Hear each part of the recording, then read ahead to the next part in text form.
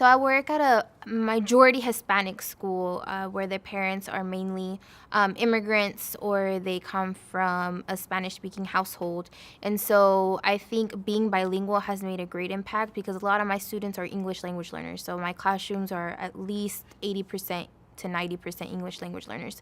And so for me to just communicate information or instructions in both English and for some of my students in Spanish, it has been, I think, that's one of the reasons I feel I've been a little bit successful in my classroom because I'm able to do that for them easily. So I'm like a translator at hand for them. It's exciting because you're a role model for your kids. It's nice to look like my students and come from the same culture and speak the same language and come from a home that looks like their home.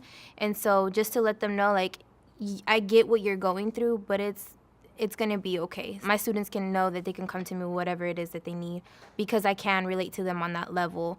And it's just so much easier for me to speak to them and talk to them and relate to them. And it makes teaching so much easier because they listen.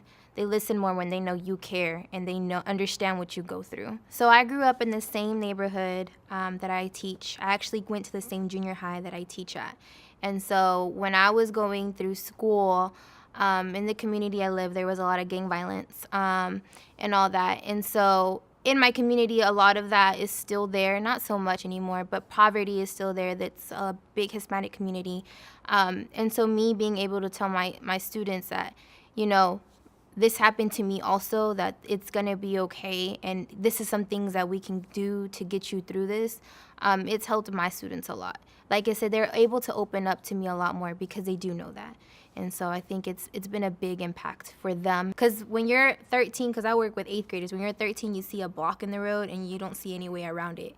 And for my students, like, I get to teach them or I get to help them understand that there is a way around that barrier, whatever that adversity may be.